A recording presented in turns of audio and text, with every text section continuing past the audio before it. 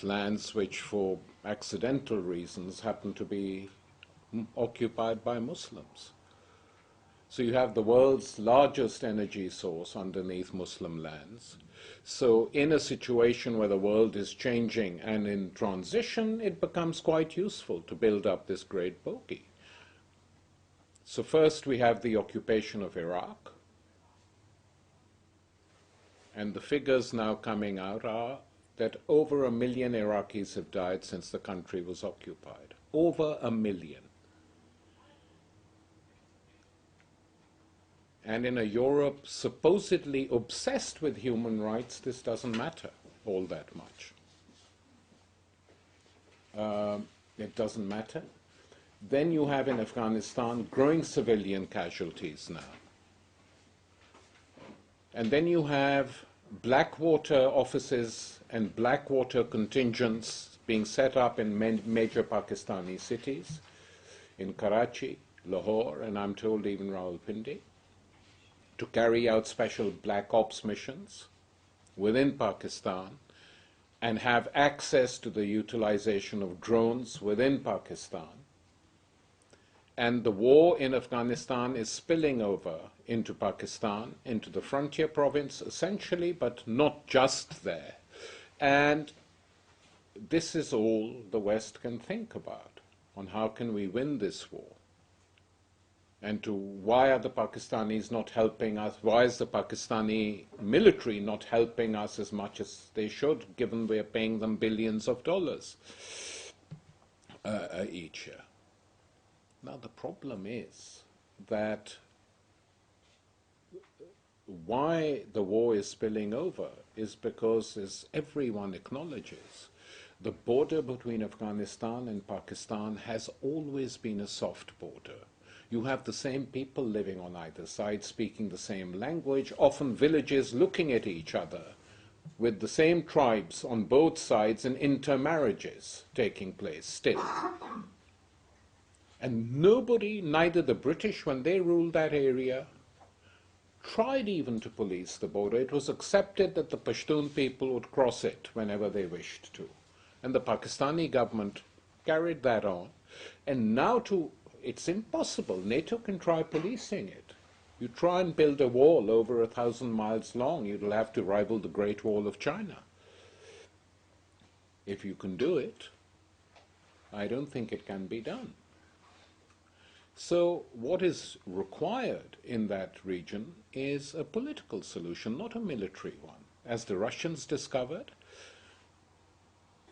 those of you who are interested in yesterday's Financial Times, they'd interviewed 3 Russian generals who fought in the Afghan war and who gave incredibly warm and useful advice to their American successors, saying this is what we did, this is where we got it totally wrong, and we don't say this to you out of any joy, but you're not going to win this war.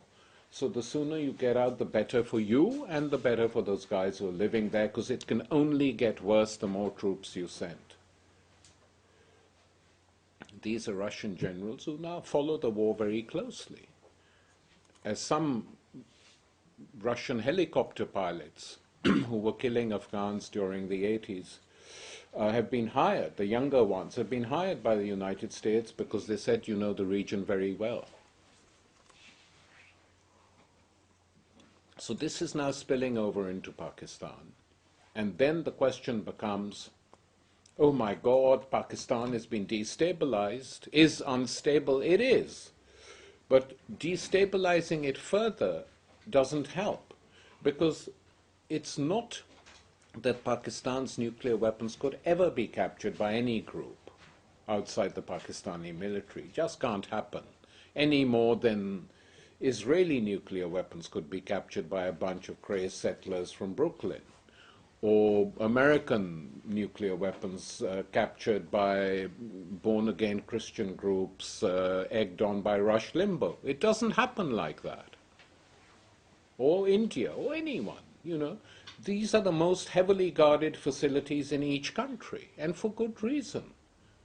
But the danger is not that any of the jihadi groups can take them. The danger, the real danger is that if the West carries on like this, and if the war continues to spill into Pakistan, there is a danger, and it's only a danger or a threat, that the Pakistani military could split.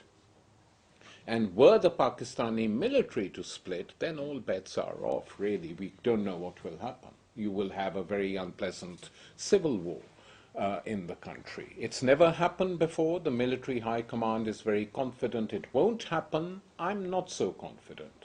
And the reason I'm not so confident is precisely for two reasons.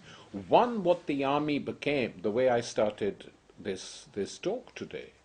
In the 80s and 90s, the ideology of the army was an army, Islamic army. People were sent into the army, secular practices inside the military were stopped, mullahs, mainly belonging to the Jamaat-e-Islami, were sent to educate soldiers, teach them, preach the sermons after compulsory Friday prayers. And the ideology of the army was, you're a Muslim army, you have only two enemies. One are the Hindus in India, because they permanently threaten us. And the second are the godless communist atheists who are occupying Afghanistan. And these are the ones we are fighting today. Now, this has been the ideology fed into the military since 79. No one has had any counter to it. And then you suddenly turn this army on its own people. Whatever you might think of them, that is how the military sees it. The younger officers, we are now being asked to go and kill other Muslims. Because if that's the education you've given them, then unless and counter-education is provided within the military, and it's told, no, you're not what we said you were, you're essentially an army to protect Pakistan from whoever attacks it. But no one's ever done that.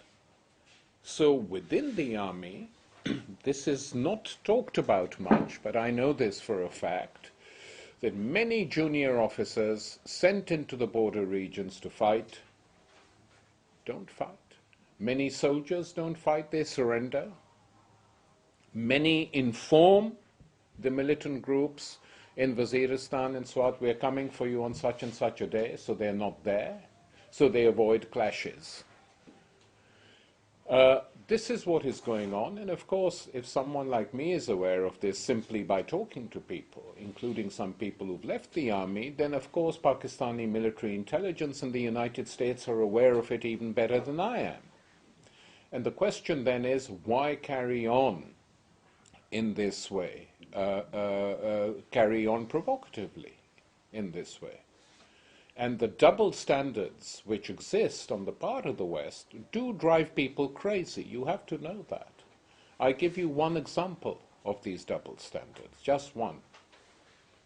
The same day that an Iranian woman demonstrator was shot in the streets in Tehran during the recent trouble, after people protested that Ahmadinejad had rigged the elections, which seems very likely, and this innocent woman, caught in crossfires, shot dead. And suddenly this became the big story on every single news channel in the West. Every single news channel. And the United States President, with moist eyes, referred to it in a press conference. But there were no moist eyes either by him or by the media networks or by the European Union politicians, when on that very same day a US drone struck a village and killed 50 innocent women and children in Pakistan. 50, not one. These are double standards, that one life is worth more than other lives. And that is the way in which the war in Iraq has been covered, that the people who invaded Iraq, the United States and its allies, refused to count Iraqi dead. They said, we're not going to do it. They didn't do it in Vietnam. They didn't do it in Iraq. They're not doing it in Afghanistan, and they don't care about what happens in Pakistan. And I say this to you very sharply, because unless you understand these things, you cannot understand the anger against the United States and increasingly against its European subcontractors in that region. You can't understand it, but it exists. I mean, when you look at the countries involved in Afghanistan, apart from your own, it's all these new Eastern European satellite states of Washington. The Ukraine, Poland, Bulgaria, Georgia, Romania, they have troops in Afghanistan. I wonder what they must be thinking as they find a president elected without an opponent. Does it make them think, God, this is similar?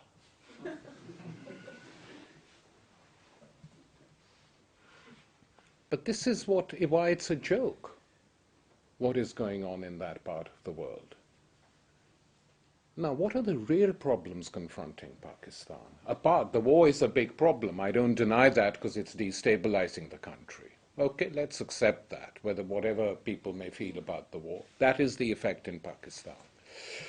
The real problems, as I point out in the book which Ravinder held up, is that the real duel in Pakistan, the real duel is not between the people or the United States, except indirectly, or between the Pakistan army and the United States. The real struggle that goes on is a struggle between the elites that have governed the country, military and civilian, and a large majority of ordinary people. That is the real struggle. It's a country of nearly 200 million people, Pakistan. It's not like Afghanistan, which they can't subjugate, even though it's a country of 24 to 25 million people. Pakistan is approaching, its population is approaching 200 million. You know, you have large, huge cities. And it is not the case that all what these millions or hundreds of millions of people think about all the time is religion. I promise you that. And anyone who's lived in Pakistan or knows it or travels to it will know. They don't think about religion all the time at all. It's, you know, they follow the rituals in many cases. No one is obsessed with it. Nor is it the case that women can't walk the streets of Karachi or Lahore or Islamabad or Rawalpindi. They do all the time. I mean, they're very lively cities. So this image of Pakistan, which has crept in, of a country which is totally being fundamentalized, is wrong. It's not the case. The moderate religious parties themselves get a very tiny % of the vote when elections take place. And the jihadi groups, all of them put together, I would be very surprised, the intelligence figures vary inside and outside Pakistan, if there were more than between 80 to 100,000 people involved. With the spillage of the war into Pakistan, it is going beyond these groups, and lots of the tribal groups in the frontier region are getting involved, especially the Pashtun tribes, who see this as an attack on them and their integrity. But for the rest of Pakistan, the real problems are what? The real problems are that 60% of the country's children are born moderately or severely stunted because of malnutrition. Now 60%, it's a UN statistic. It's a horrific figure if you think about it. The real problems, when I was, working on this book, I used to go into people's homes and speak in our language and just ask people, if you had a wish list of 3 things, what would you like the most? I promise you, nobody mentioned we want more religion. No one. What people did say, invariably to me, was 1 meal a day, proper meal a day for us and our children, education, somewhere to live, with running water and electricity. In different ways. They didn't all reply in the same way, but in different ways. When I was looking at my notes, everyone had virtually said that. So education, people sometimes say, why do kids go to the religious schools? I'll tell you